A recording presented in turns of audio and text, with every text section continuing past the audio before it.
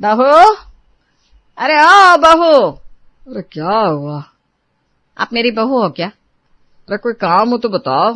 अरे काम बहू से है, आप बहू बन जाओ तो बताओ। हाँ बन गया, अब बताओ। अरे जाओ जी। अरे बहू तुम्हें सुनाई नहीं दे रहा है क्या? कहाँ हो? आई आई, बताइए क्या बात हुई? मर गई थी क्या? मर गई होती तो यहाँ थोड़ी ना खड़ी होती। जबान देखो जरा इसकी। ये लीजिए, देख लीजिए। क्या बात है बहू? अरे तुम लोग ना मेरी जान ले लो बस। पर उसका हम क्या करेंगे माँ जी? अच्छा बहुत हुआ, जाओ बहू चाय बना कर लाओ। इतना ड्रामा क्यों कर रही है माँ जी? पहले ही बोल देती। मैंने ड्रामा किया? बहू तुम चाय ले आओ जाकर, वरना ये चुप नहीं होगी। जी पापा जी। काजल हंसती हुई रसोई में चली गई और रानी देवी बड़बड़ाती रही। रानी देवी और काजल वो वाली सास बहू थी जिनमें तू मैं होती रहती थी, और रानी देवी का पति मंगल मजे लेता था। इन लोगों के अलावा इस घर में रानी देवी का बड़ा बेटा सुरेंद्र और छोटा बेटा मोहन भी था। ये लीजिए चाय। थैंक यू बेटा। थैंक यू क्या? ये तो इसका काम है। जी, जैसे आपका काम है ना ताने देना, वो भी फ्री में। अरे चल जा यहां से। जा रही हूं, बाय। यूं ही समय गुजर रहा था। फिर मोहन की शादी तय हो गई। मोहन की शादी तय होते ही घर में जैसे पटाखे फूट पड़े। चारों तरफ बस कपड़े, लिस्ट, फोन कॉल और तकरार की गूंज थी। लेकिन इस शादी की तैयारियों में भी एक चीज कभी कम नहीं हुई, रानी देवी और काजल की रोजाना की महायुद्ध सभा। माँ जी ये दुपट्टा आप मेरे लिए लाई थी या किसी पड़ोसन के लिए? इतना फीका रंग। अरे तुझे क्या चाहिए? तू तो वैसे भी शादी में मेहमानों के सामने सिर्फ मुंह बनाकर खड़ी होगी। मुंह बनाऊं या आपके जैसे हर वक्त ताने दूं? बस जरा सी बात पर जुबान चलाने लगती है, और आप छोटी छोटी बातों पर महाभारत शुरू कर देती हैं। झगड़ा पड़ता है, आवाज पूरे घर में गूंजने लगती है। ओहो, आज क्या नया मुद्दा है? इसे देखो, शादी का माहौल है और ये बहू मुंह फुलाए बैठी है। अरे मैं तो बस अपना हक मांग रही हूं। काफी देर तक तकरार चलने के बाद रानी देवी ने कहा, मेरी छोटी बहू आने वाली है, वो तुझसे 1000 गुना अच्छी होगी। तू तो जा भाड़ में। वाह, और मैं कहती हूँ वो भी मेरे जैसी होगी, फिर देखना। चुप चुप करो दोनों।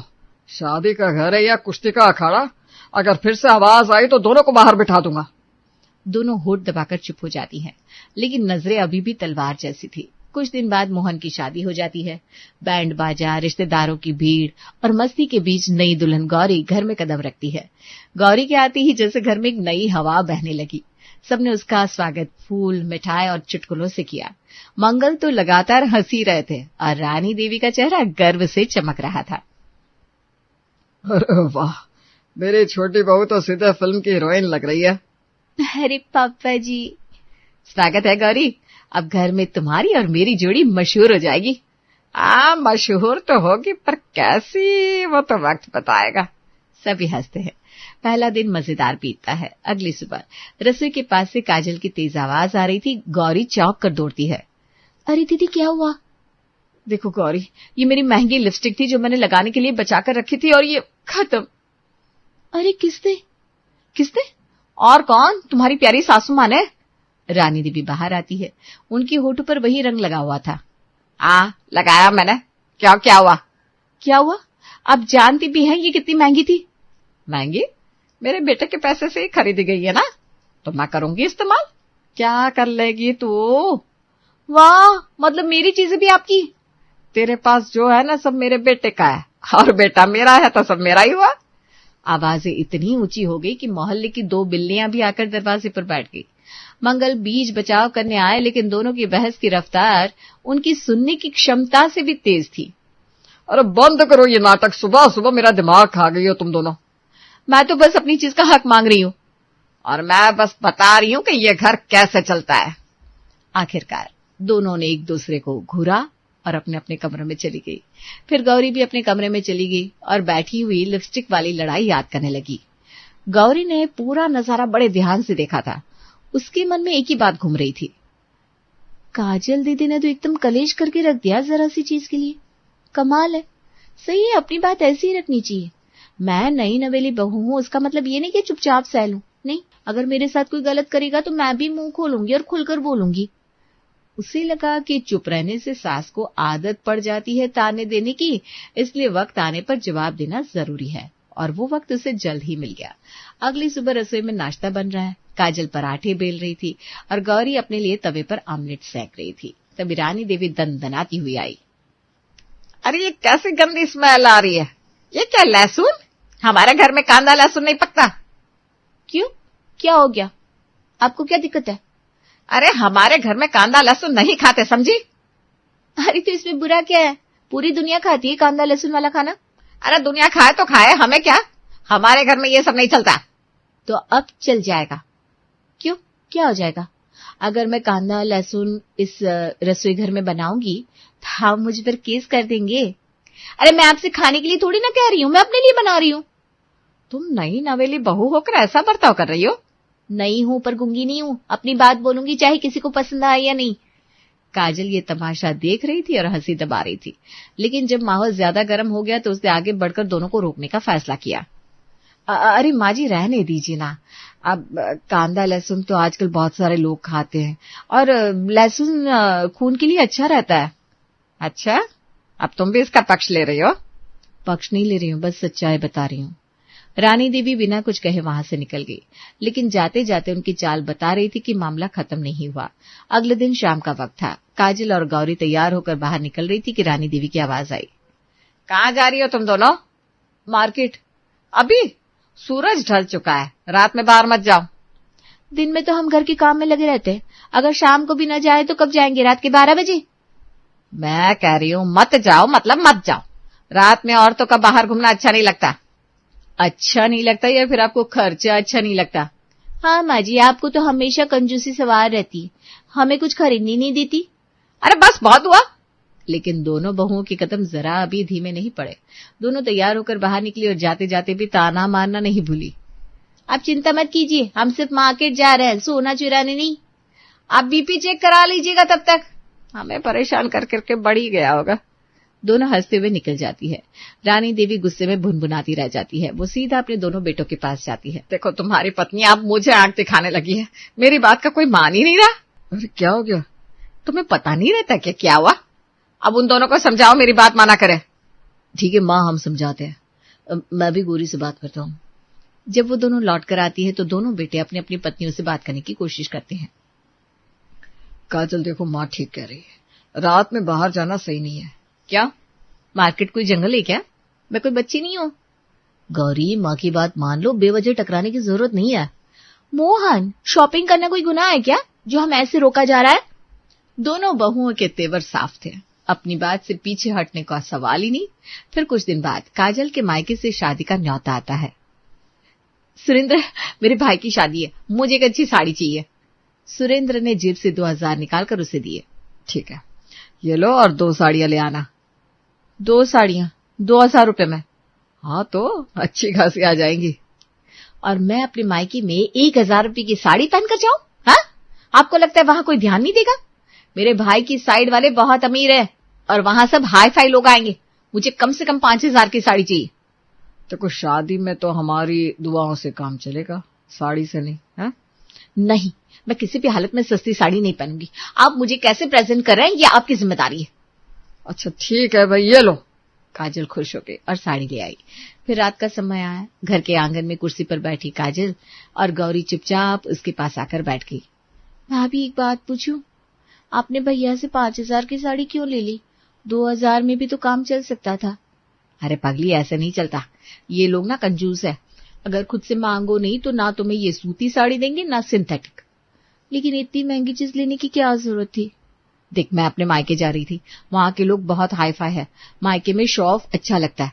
वहां अगर मैं सस्ती साड़ी में गई तो सब समझेंगे शादी के बाद मैं तंगी में हूँ। ओ, मतलब इज्जत का सवाल। बिल्कुल। और एक बात याद रख, अगर तूने मांगना छोड़ दिया तो ये लोग तुझे गिनना भी छोड़ देंगे। काजल के शब्द गौरी के दिल में ऐसे घुस गए जैसे किसी ने ताले में चाबी घुमाई हो।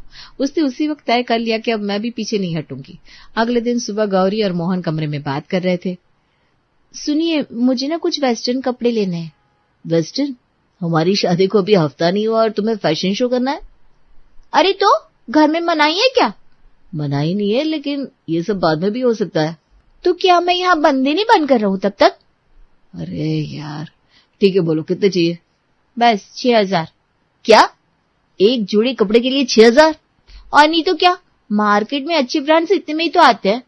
काफी देर की खींचतान और चेहरे के बनते बिगड़ते हाव भाव के बाद आखिरकार मोहन ने 6,000 थमा दिए। गौरी के चेहरे पर विजय की मुस्कान थी। वो सीधा काजल के कमरे में पहुंचती है, वो भी हाथ में पैसे लहराते हुए। भाभी देखो, कामयाबी। वाह मेरी शेरनी, तुमने तो पहली बार में जीत हासिल कर ली। अब मुझे कोई नहीं रोक सकता। कुछ दिन बाद काजल और रानी देवी एक साथ मार्केट जाती है। अचानक सामने से एक स्टाइलिश महिला आती है। वो काजल की अमीर सहेली थी। अरे काजल, क्या बात है, शादी के बाद तुम और भी ग्लैमरस हो गई हो। Oh please shut up. सच में यार, वैसे मैं भी कम नहीं हूँ। मेरे पास वॉचेस का कलेक्शन है। ये देखो, ये जो पहने हुए हूँ मैं, पूरे 40,000 की है। अरे वाह, वैसे तुम्हें पता है मेरे पास ना फुटवेयर का बहुत बड़ा कलेक्शन है। हर मौके के लिए अलग अलग जूते। आना कभी दिखाऊंगी। ओह सच में? तो मैं कल ही तुम्हारे घर आकर देखूंगी। जरूर, जब चाहो आ जाओ। सहेली तो चली गई, लेकिन रानी देवी ने तुरंत तीर छोड़ा। फुटवेयर का बड़ा कलेक्शन तुम्हारे पास? झूठ बोल रही थी, मैंने तो नहीं देखा कभी। अरे माँ जी, झूठ ही था। और वो सचमुच आ गई तो? आप चिंता न करो, मैनेज कर लूंगी मैं। घर लौटकर काजल सुरेंद्र के पास जाती है और कहती है, मुझे फुटवेयर का कलेक्शन चाहिए, मेरी फ्रेंड आने वाली है, उसे दिखाना है। कलेक्शन? अरे अभी तो तुम्हारे पास 4 जोड़ी पड़े हैं। 4 जोड़ी? वो तो बुनियादी जरूरत है, शो ऑफ अलग चीज होती है। देखो, ये सब दिखावे के लिए मैं पैसा नहीं देने वाला। तो क्या चाहते हो, मेरी फ्रेंड के आगे मैं झूठी साबित हो जाऊं? शोर सुनकर रानी देवी भी आती है। अरे बेटा, इसने खुद ही फालतू का झूठ बोला है और अब तुझसे पैसे उगलवा रही है। शो ऑफ ही जिंदगी है माँ जी। सुरेंद्र ने कई बार मना किया, लेकिन काजल ने घर सिर पर उठा लिया। आखिरकार सुरेंद्र ने हार मान ली और पैसे दे दिए। काजल धड़ाधड़ फुटवेयर खरीद लाई। फिर अगले दिन उसकी सहेली घर आई। ओह माय गॉड काजल, ये तो शानदार है। बस अब ये थोड़ा बहुत शौक है। सहेली ने जमकर तारीफ की और चली गई। काजल के चेहरे पर गर्व ऐसे टपक रहा था जैसे बाल्टी से पानी। गौरी ने ये सब चुपचाप देखा और उसके भीतर भी वही कीड़ा कुल बुलाने लगा। उसने अपनी सहेली को फोन किया और बोली, सुन, कल मेरे घर आना, मैं तुझे अपना परफ्यूम कलेक्शन दिखाऊंगी। ओह अच्छा, जरूर आऊंगी। फोन रखते ही गौरी ने मोहन को आवाज लगाई, मुझे परफ्यूम का कलेक्शन चाहिए। ये नया शौक कब से शुरू हुआ? मेरी फ्रेंड आ रही है, उसे दिखाना है। और अगर मैं ना कहूं तो फिर सबको पता चल जाएगा तुम्हारी बीवी क्या कर सकती है। काफी बहस के बाद मोहन ने भी पैसे दे दिए। गौरी ने परफ्यूम खरीदकर एक ट्रे में सजाए जैसे किसी दुकान का शोकेस हो, और फिर गौरी की सहेलियां आई। ले देखो मेरा परफ्यूम कलेक्शन। वाह, ये तो महंगे महंगे ब्रांड्स हैं। लगता है तुम्हारे पति तुम्हें बहुत प्यार करते हैं। बिल्कुल। और तो और गौरी ने मौका पाकर काजल का फुटवेयर कलेक्शन भी खोल दिया और उसे भी अपना बता दिया। ओह माय गॉड, ये जूते भी तुम्हारे हैं? हाँ, थोड़ा बहुत शौक है बस। फिर जब उसकी सहेलियां चली जाती है तो काजल कहती है, अरे वाह, तुमने तो मेरा कलेक्शन भी अपना बता दिया। अरे घर एक तो कलेक्शन भी एक ही समझो। मेरी सहेलियों को मैं तेरा परफ्यूम कलेक्शन दिखाऊंगी, मजा आएगा। रानी देवी दूर से ये गठबंधन देख रही थी और परेशान हो रही थी। फिर अगले दिन गौरी मोबाइल कान से लगाए हुए अचानक खुशी और हड़बड़ी में अपनी माँ से बात कर रही थी। क्या मम्मी, आप आ रही हैं? हाँ हाँ बिल्कुल, मैं तो आपके लिए इतनी शानदार दावत बनाऊंगी कि मोहल्ले में चर्चा होगी। और हाँ बेटा, वो पड़ोस में जो कनाडा वाली आंटी है ना, वो भी आएंगी। अच्छा अच्छा ठीक है, ले आई उन्हें भी। बात पूरी होने पर उसने फोन रखा और चिल्लाई, सुनो सब लोग, मेरी मम्मी आ रही है और शायद पड़ोस वाली शर्मा आंटी भी, वो भी फॉरेन से लौटी है। इंप्रेशन खराब नहीं होना चाहिए। अरे इतना परेशान क्यों हो रही हो? जो रोज बनता है वही बना देंगे। ना ना ना ना, ये रोज वाला आलू गोभी उन पर वार करने जैसा होगा। मुझे ना विदेशी महंगा खाना बनाना है। अरे पर कुछ नहीं, मैं देख लूंगी, आप चिल करो ना। गौरी ये कहती हुई वहां से चली गई। लेकिन मंगल ने रानी देवी से कहा, ये क्या हो रहा है घर में? आजकल बहुएं कुछ ज्यादा ही खर्चा नहीं कर रही? आपको भी नजर आया? इतने दिनों से क्या धृतराष्ट्र बने बैठे थे? मुझे बीच में बोलना अच्छा नहीं लगता, पर अब सब साफ दिख रहा है, घर का बजट डूब रहा है। तभी पीछे से सुरेंद्र और मोहन दोनों आते हैं। हाँ पापा, ये सच है, बजट बिगड़ चुका है, कुछ तो करना पड़ेगा। चलो आज ही दोनों को बिठाकर समझाते हैं। मौका देखकर दोनों बहुओं को बिठाया गया और समझाने की कोशिश करी गई। देखो जरा संभल कर खर्च किया करो, इतनी डिमांड से हमारी सैलरी बजट टूट रहा है। हाँ, तो अब हमारी पसंद नापसंद भी गिनने लगे। अरे हम कोई बेकार चीज तो नहीं ले रहे, सब स्टैंडर्ड के लिए ले रहे हैं। समझाना बेअसर रहा, दोनों मुंह फेर लेती है और चली जाती है। अगले दिन गौरी की मम्मी आती है, वो भी पड़ोस वाली कनाडा आंटी के साथ। गौरी ने उनके लिए जाने कौन कौन से फॉरेन के क्विज़न्स तैयार किए थे। अरे वाह, इतना सब! I can't believe it. मुझे लगा था सिर्फ दम आलू मिलेंगे, यहाँ तो पिज्जा बर्गर से लेकर सुशी तक सब कुछ है। सब मुस्कुराते रहे, लेकिन मोहन उदास था क्योंकि उसने ये सब कर्ज लेकर किया था। दावत पूरी होने के बाद मोहन और सुरेंद्र आपस में बात करते हैं। भाई, एक दावत के लिए कर्ज लेना पड़ा, बुरा लग रहा है। क्या करें, पैसे बचे ही नहीं थे। अब इनकी ये अगली डिमांड आने दो, सबक तो सिखाना ही पड़ेगा। और अगली डिमांड अगले ही दिन आ गई, वो भी काजल और गौरी दोनों की तरफ से। हमें नई ज्वेलरी चाहिए। हाँ बिल्कुल, पुराना हो गया सब कुछ। ठीक है, आ जाएगी। कोई बात नहीं, ले देंगे। दोनों हैरान थी कि इस बार बिना किसी कलिश के हाँ कर दी गई, लेकिन हैरानी उन्हें तब हुई जब डिनर का टाइम आया और कोई बर्तन नजर नहीं आया। ये क्या प्लेट ही नहीं है, न कटोरी न चम्मच, खाना किसमें निकाले? अरे सारे बर्तन कहाँ गए? रानी देवी एक थाली में पान के पत्ते लाकर रख देती है और कहती है, लो इसमें निकाल लो। पान के पत्ते में बर्तन कहाँ है? बर्तन तो हमने बेच दिए ताकि तुम्हें ज्वेलरी दिला सके। हमारे पास पैसे नहीं थे, पर तुम्हारी डिमांड तो पूरी करनी थी ना।